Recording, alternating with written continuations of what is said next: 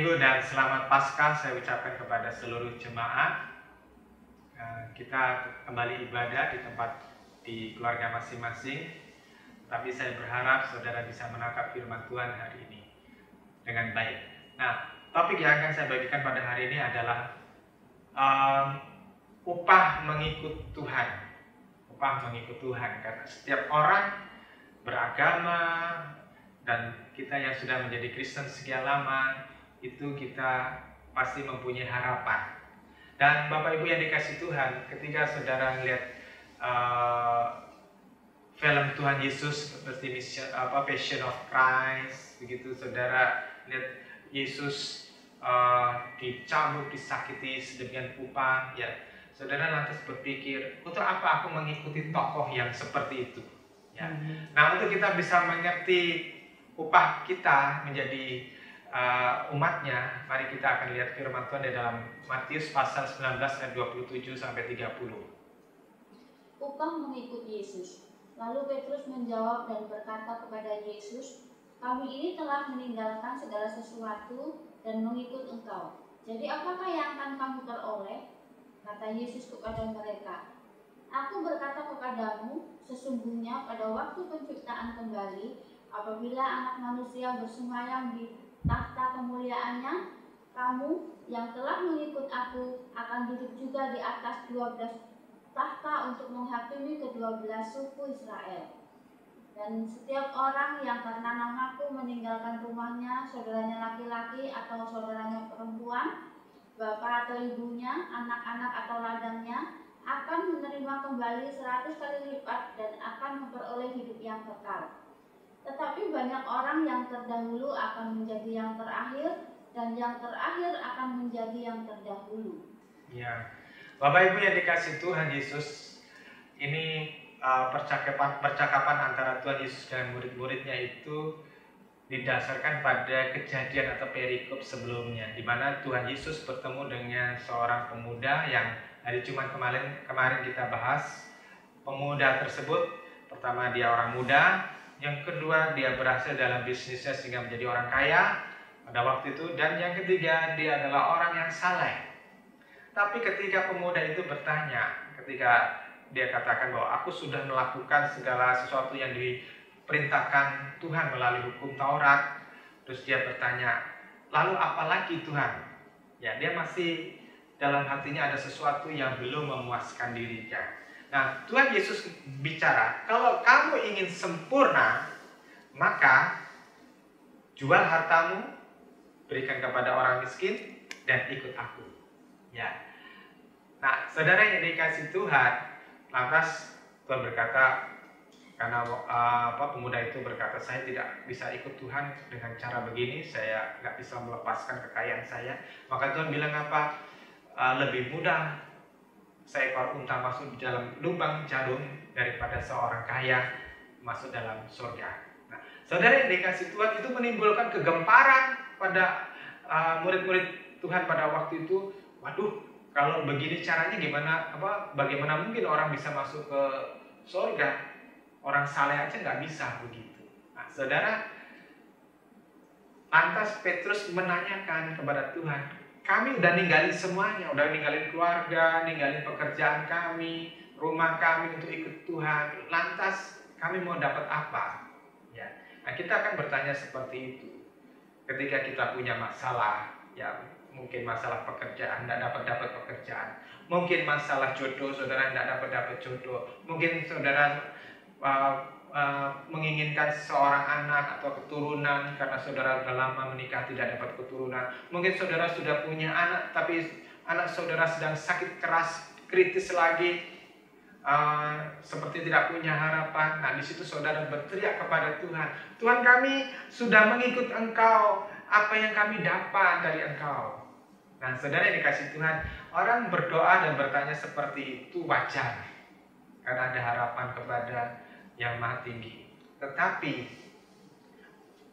permohonan dan doa seperti itu akan menjadi tidak wajar dan beresiko besar jika saudara hanya sampai titik mendapatkan jawaban doa seperti yang saudara inginkan. Karena ketika saudara tidak memiliki tujuan kepada kekekalan, maka permintaanmu itu akan menjadi jerat, menjadi jebakan. Saya sering melihat dan saya sering berdoa untuk orang-orang yang mempunyai masalah. Ada orang-orang yang punya masalah sakit kanker. Ada yang dulu pernah saya doakan kanker otak, ada kanker kaki, ada yang kecelakaan koma 1 bulan dan dokter mengatakan otaknya sudah rusak, tidak mungkin diperbaiki, tidak mungkin sembuh, pasti seminggu lagi mati. Saudara yang dikasih Tuhan, mereka mengalami mujizat Tuhan, mereka ditolong Tuhan, disembuhkan oleh Tuhan. Tapi saya melihat ada banyak orang setelah mengalami kesembuhan, pemulihan seperti itu, mereka tidak menghargai apa yang diberikan oleh Tuhan, dan mereka seperti firman Tuhan di dalam 2 Petrus pasal yang kedua 22, itu seperti anjing kembali kepada muntahannya, seperti babi kembali kepada kubangannya, hidup kembali dalam keadaan berdosa. Nah, saudara yang dikasih Tuhan, tetapi kalau kita mengerti tujuan kenapa kita meminta ini, yaitu tujuan ilahi, bahwa segala yang kita minta ini kita mau persembahkan kepada Allah. Seperti seorang ibu yang dihina demikian rupa karena nggak punya anak, terus kemudian dia berdoa, Tuhan aku minta keturunan, tetapi ketika engkau memberikan keturunan, aku akan persembahkan anak ini menjadi nabimu. Yaitu apa? Ibu Hana yang melahirkan Nabi Samuel. Nah, saudara harus mengerti kenapa saudara dilahirkan di dunia ini, kenapa saudara mengalami ini, mengalami itu. Kenapa sekarang ini kita mengalami COVID-19. Jangan buru-buru untuk mengatakan, Tuhan singkirkan virus-virus ini dari muka bumi, dari Indonesia. Ya, Allah mempunyai acara dari setiap virus ini, setiap kejadian ini. Supaya seperti di dalam 2 Tawarik pasal yang ke-7, jika umatku merendahkan hati, berdoa, dan berbalik dari jalan-jalannya yang salah, maka aku akan mendengarkan doa mereka. Nah, saudara yang dikasih Tuhan, oleh sebab itu kita harus mengerti apa yang dikehendaki Tuhan dalam kehidupanmu masing-masing. Itu sebabnya saudara perhatiin 1 Petrus pasal yang kedua ayat yang ke-5. 1 Petrus pasal yang kedua ayat yang ke-5, supaya saudara tidak salah menempatkan permohonan doa saudara. Dan biarlah kamu juga dipergunakan sebagai batu hidup untuk pembangunan suatu rumah rohani bagi suatu imamat kudus, untuk mempersembahkan persembahan rohani yang karena Yesus Kristus berkenan kepada Allah. Saudara mau dibentuk oleh Tuhan, mau dipakai oleh Tuhan menjadi salah satu elemen dalam pembangunan rumah rohani. Itu sebabnya permintaan-permintaan kita, harapan-harapan kita jangan untuk keuntungan jangka pendek. Kalau dapat jodoh, dapat pekerjaan, sembuh dari sakit penyakit, berhasil dalam bisnis, itu hanya keuntungan jangka pendek, bukan keuntungan untuk kekekalan. Tuhan mau saudara bergelut hidup di dalam urusan yang jangka panjang, yaitu urusan kekekalan. Ya. Nah, itulah misi Tuhan. Kenapa? Karena saudara mau ditempatkan ke dunia yang baru. Dunia yang sekarang ini, minggu lalu saya mengajarkan, sudah rusak, tidak bisa diperbaiki. Dengan korupsi, dengan virus corona, demam berdarah, dan segala macam penyakit, kanker, dengan resesi ekonomi, dengan orang melakukan kekejaman, dengan kemabukan, pesta pora, dan semua kebejatan yang ada di bumi ini, itu sudah full, sudah lengkap, sudah seperti Sodom dan Gomora. Nah, saudara, ini nggak bisa diperbaiki lagi. Udah, Tuhan bilang ini dihancurin aja, dimusnahkan seperti kayak zaman Nuh dulu. Ya. Nah, Tuhan mau mempersembahkan sebuah dunia yang baru, dunia yang disebut sebagai palingenesia, dari dua kata palin dan genesis, ya, penciptaan baru, ya, spiritual renovation, ya. Nah, saudara yang dikasih Tuhan, itu dunia yang akan diberikan kepada kita. Nah, itulah tujuan Tuhan memanggil kita untuk masuk ke dalam dunia yang akan datang. Nah, tetapi pertanyaannya, apakah setiap kita yang menjadi orang Kristen ini adalah orang-orang yang pasti masuk ke dunia yang akan datang? Tentu jawabannya tidak. Ya. Karena firman Tuhan katakan Matius pasal yang ke-5 ayat yang ke-20, bukan orang jika kehidupan keagamaan tidak lebih baik daripada orang Farisi dan ahli Taurat, kamu tidak akan bisa masuk dalam kerajaan surga. Ya. Hidup keagamaan kita itu harus lebih baik daripada mereka. Hidup keagamaan ini bicara tentang kebenaran. Kebenaranmu itu harus lebih baik daripada orang Farisi dan ahli Taurat. Kalau orang Farisi, mereka orang baik-baik, orang agamawi, melakukan hukum Taurat dengan tekun, dengan ketat. Itu hanya di tampilan saja, tetapi di dalam hatinya belum tentu. Nah, Tuhan dalam perjanjian baru ini mau menempatkan setiap orang percaya itu bukan hanya topengnya saja, bukan hanya kulitnya saja yang kelihatan bagus, tetapi hatinya, dalamnya juga harus berubah, harus kata firman Tuhan menjadi seperti Yesus. Ya. Nah, ayat 29 ini Tuhan mengatakan, dan setiap orang yang sudah meninggalkan rumah, saudaranya laki-laki, perempuan, ayah dan anak-anak dan ibunya dan ladangnya karena namaku akan menerima 100 kali lipat dan akan mewarisi hidup yang kekal.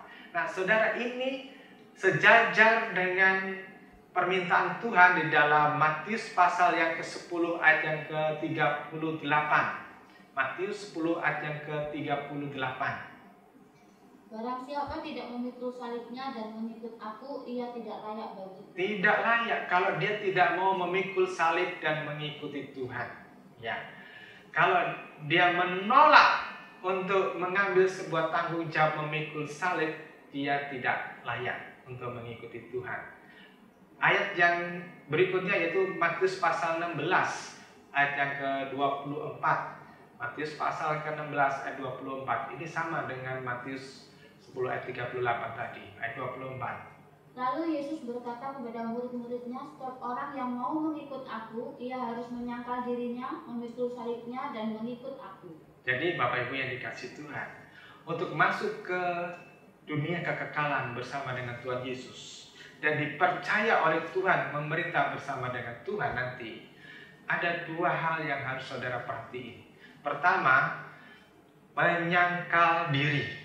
Ya, menyangkal diri itu berarti apa? Berani meninggalkan atau melepaskan hak memiliki. Berani meninggalkan segala sesuatu yang disukai di dunia ini dan menggantikannya, mentransformasikannya hanya untuk Tuhan. Ya. Kalau tadi dikatakan ayat ke-29, dan setiap orang yang sudah meninggalkan rumah, saudaranya laki-laki, saudara perempuan, ayah, ibu, anak-anaknya, dan ladangnya, nah itu meninggalkan semuanya, itu sama dengan menyangkal diri. Menyangkal diri itu artinya adalah mengingkari atau meniadakan sungguh-sungguh milik kesukaannya. Ya, bahasa Yunaninya apainesasto heuton. Ya, meniadakan sungguh-sungguh milik kesukaannya. Ya. Atau tidak memiliki harga dirinya sendiri. Nah, itu artinya menyangkal diri, meninggalkan semua yang menjadi kesukaannya. Nah, saudara yang dikasih Tuhan, saya katakan bahwa ini tidak mudah. Ketika kita sudah terlalu lama hidup dengan kesenangan kita, terlalu lama kita menikmati dunia ini, ya terlalu lama kita menikmati emosi yang negatif, emosi yang tidak kudus tadi. Terlalu lama kita menyenangi kemewahan harga diri, kehormatan itu tidak mudah untuk kita menyangkal diri. Tetapi kalau saudara mau sungguh-sungguh, maka Tuhan akan menolong saudara untuk memampukannya itu. Kesungguhan saudara itu tergantung kepada kesungguhan saudara belajar, saudara mengenal dan mengerti firman Tuhan. Ya. Terus yang kedua itu berbicara tentang memikul salib. Ya, ada dua sisi pengertian dari perkataan memikul salib di sini. Dari sisi Tuhan Yesus kita bisa melihat sebuah teladan, yaitu apa? Ketika Tuhan Yesus memikul salib, sebetulnya Dia sedang mengajarkan satu perkara kepada kita, yaitu berani mengambil tanggung jawab. Karena Dia berdoa di dalam Yohanes pasal 4 ayat 34, makananku ialah melakukan kehendak Bapa dan menyelesaikan pekerjaannya. Ya, melakukan kehendak Bapa dan menyelesaikan pekerjaannya. Ada kehendak Bapa yang belum selesai, maka dia mempunyai tanggung jawab untuk menyelesaikan selama dia berada di dunia ini. Nah, itu tanggung jawab. Itu yang harus kita pelajari. Terus yang kedua, dari sisi kita sendiri. Saudara yang dikasih Tuhan, tadi saya katakan, ketika kita sudah terlalu lama menikmati kenyamanan dunia ini, kenikmatan dosa ini, kedagingan ini, keinginan mata dan keangkuhan hidup, kita udah terlalu lama di situ. Itu tidak mudah untuk membalikkan, tidak mudah untuk merubah, tidak mudah untuk mentransformasi, memetamorfosiskan hidup kita. Itu nggak mudah, ya. Nah, tetapi kalau saudara mau menyalipkan semuanya itu, saudara paku tadi, ya, segala hal yang tidak menyenangkan Tuhan, tidak memuliakan Tuhan, saudara salibkan itu, maka apa yang pernah mengikat saudara itu, saudara bisa kendalikan untuk tidak bisa muncul lagi, ya, tidak menjadi zombie, ya. Nah, saudara yang dikasih Tuhan, saudara akan menjadi orang-orang atau umat yang mempunyai tanggung jawab langsung kepada Allah. Kalau zaman perjanjian lama, orang tidak peduli apakah saya bertanggung jawab sama Allah atau tidak, karena ada imam, yang mewakili umat begitu. Tetapi dalam perjanjian baru, setiap kita, saudara dan saya itu tidak ada perbedaan apakah itu umat, apakah itu pendeta atau imam, tidak ada, semuanya di hadapan Tuhan sama. Firman Tuhan katakan bahwa kita adalah imamat rajani, ya, imamat rajani, dipanggil oleh Tuhan menjadi imam dalam untuk dirinya sendiri sehingga bertemu dengan Allah masing-masing. Kita bertanggung jawab atas seluruh hidup kita masing-masing, ya, karena Tuhan sudah membelinya dengan lunas. Jadi saudara dan saya harus memiliki kesadaran penuh bahwa kita milik Allah sepenuhnya. Kita tidak bisa hidup dengan gaya hidup yang lama. Nah, saudara, ketika saudara mau memaku semua kedagingan, keinginan mata, keangkuhan hidup tadi, saudara akan bisa mulai melangkah step demi step untuk masuk kepada pendewasaan rohani. Itu yang Tuhan katakan di dalam 1 Korintus pasal yang ketiga, kita membangun diri kita ini dari emas, perak, dan permata. Nah, pendewasaan rohani itu membutuhkan pengertian yang benar akan kehendak Allah. Jadi ciri-ciri orang yang dewasa rohani itu dia memiliki pengertian yang benar. Bapak Ibu Saudara yang dikasih Tuhan,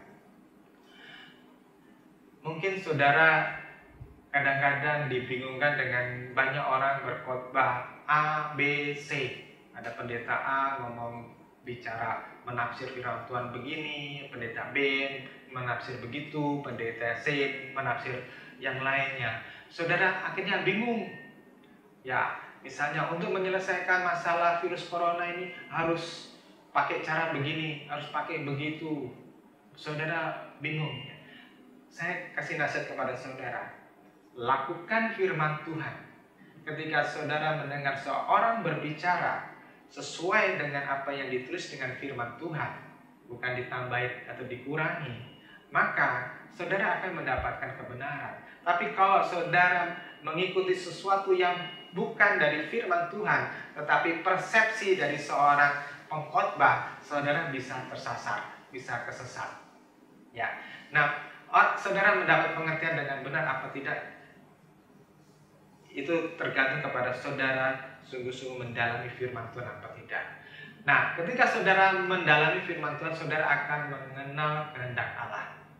Ya, mengenal kehendak Allah dalam hidup saudara. Saya ini mau ditugasi oleh Tuhan jadi apa sih dalam hidup ini? Ya, kalau saudara mendapat mandat dari misalnya saudara bekerja di perusahaan, langsung dikasih mandat oleh direktur, kamu mengerjakan ini, apa yang harus saudara lakukan? Saudara pasti akan melakukan dengan sungguh-sungguh. Karena mati hidup saudara, gaji saudara tergantung kepada direktur itu, ya kan? Nah, mati hidup saudara itu tergantung kepada Allah yang maha tinggi. Kalau saudara mendapat wewenang atau tanggung jawab dari Allah, maka hati-hati, saudara. Tuhan bilang apa? Aku tidak menghendaki orang yang mengundurkan diri. Nah, itu sebabnya saudara butuh untuk mengenal kehendak Allah dengan benar. Ya. Nah, supaya saudara bisa mengenal kehendak Allah, saudara harus memiliki hubungan yang intim dengan Tuhan. Ya. Bukan sekedar hanya beribadah. Saya sering melihat ada orang beribadah itu sibuk banget dengan gadgetnya, sibuk membalas SMS atau WA, sibuk lihat IG-nya gitu, atau masang-masang foto di IG-nya di tengah-tengah ibadah, atau juga bercanda dengan teman-temannya yang lainnya. Saudara yang dikasih Tuhan, saat pandemi virus corona ini, COVID-19 ini, itulah penampiannya. Di sini saudara akan ditampi. Benar-benar saudara tidak saya lihat dengan mata lagi di dalam ibadah, saudara lagi main-main atau bercanda atau lagi chattingan gitu ya. Saudara di rumah masing-masing, dan saya tidak melihat apa yang saudara lakukan. Saudara hari ini bisa mengikuti live streaming ini ya, mengikuti firman Tuhan, atau saudara malah main kemana, saya tidak tahu, karena kita semuanya diberi tanggung jawab masing-masing ya, di ibadah di rumah. Nah, di situ ujiannya. Kalau saudara tidak membangun diri saudara dari emas, perak, permata, saudara akan menganggap bahwa ibadah ini tidak penting, dan saudara seperti seperti kuda lepas dari kandangnya, lari ya, lari tanpa tujuan. Nah, saudara yang dikasih Tuhan, kalau saudara memiliki hubungan yang intim dengan Tuhan, saudara akan merasa sebuah tanggung jawab yang besar untuk saudara beribadah kepadanya ya.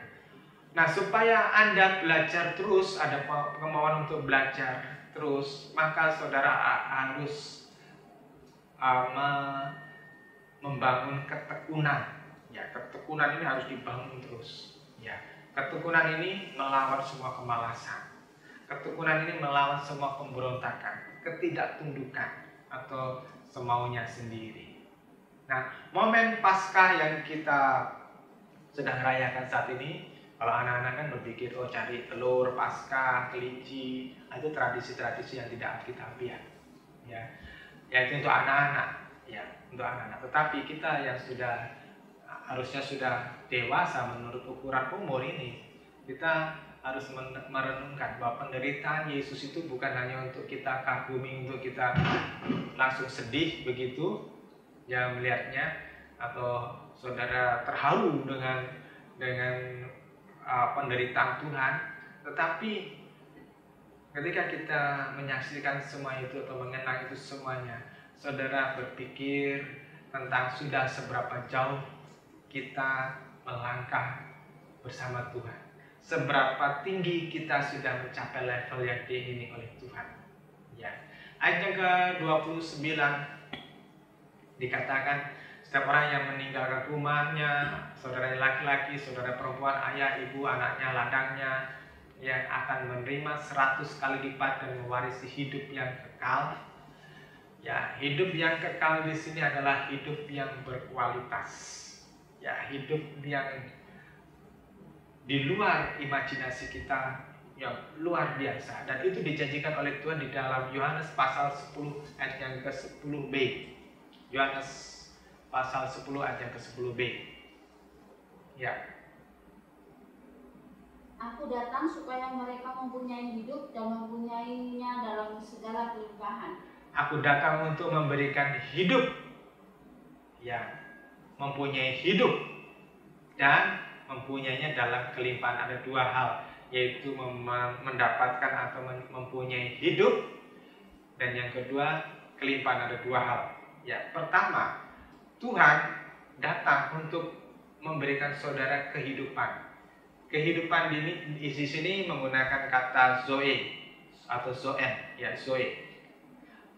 Ini bukan hidup yang biasa, tetapi hidup yang berkualitas. Kalau hidup yang biasa itu bios, bahasa Yunaninya.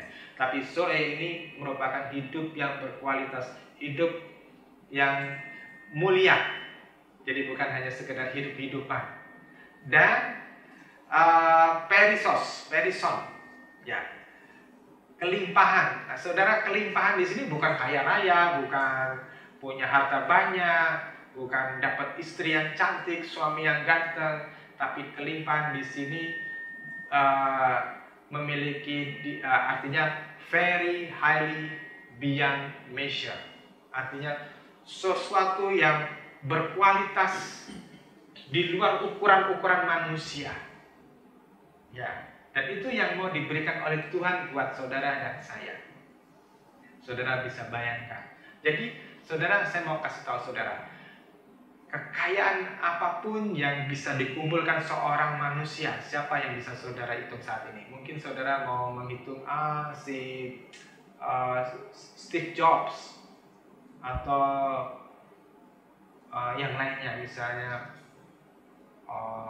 raja siapa, raja bisa Ratu Elizabeth II yang kaya. Saudara, itu tidak ada artinya dibanding dengan kehidupan yang akan datang. Ya, tidak ada artinya dengan kehidupan yang mau dijanjikan oleh Tuhan. Oleh sebab itu, saudara yang dikasih Tuhan, jangan sampai saudara gagal. Di dalam ayat 30 Tuhan mengingatkan kepada kita, akan tetapi banyak orang yang pertama akan menjadi yang terakhir, dan yang terakhir akan menjadi yang pertama. Yang terdahulu menjadi terkemudian, yang terkemudian menjadi yang terdahulu. Ini mengingatkan kepada kita atau memberi peringatan bahwa akan tiba saatnya banyak orang Kristen yang turun-temurun malah ditolak oleh Tuhan. Ya, karena mereka tidak memenuhi standarnya Tuhan. Tetapi akan ada banyak petobat-petobat baru yang diselamatkan, dan mereka memenuhi undangan Tuhan seperti di dalam Matius pasal yang ke-22 ayat yang ke-10. Orang-orang dari persimpangan, orang-orang jahat, orang-orang yang kacau, mereka bertobat pada detik yang terakhir itu, pada saat yang terakhir itu, mereka bertobat dan mereka dilayakkan untuk masuk dalam pesta kemuliaan Tuhan. Nah, saudara yang dikasih Tuhan, Paskah hari ini, Paskah yang berbeda dari tahun-tahun yang lalu. Tahun-tahun lalu saudara berada di dalam gedung gereja, saudara bisa memuji Tuhan dengan perangkat musik yang hebat, dengan WL yang berkualitas tinggi, vokalnya saudara. Nah, sekarang saudara berada di rumah masing-masing. Cobalah saudara berpikir, apa maksud Tuhan? Apa maksud Tuhan? Jangan sampai saudara kehilangan makna dari apa yang sedang Tuhan kerjakan pada saat ini. Saudara mengerti, karena Tuhan mau mencari orang-orang yang mau berdoa, orang-orang yang mau bertobat dan meninggalkan jalan yang salah. Karena disitulah nanti Tuhan akan melakukan perkara yang besar. Amin. Tuhan memberkati. Mari kita berdoa. Bapa di surga, kami belajar hari ini bahwa kami mengikut Engkau tidak akan sia-sia. Kami mengikut Engkau akan ada sesuatu yang luar biasa akan diberikan kepada kami.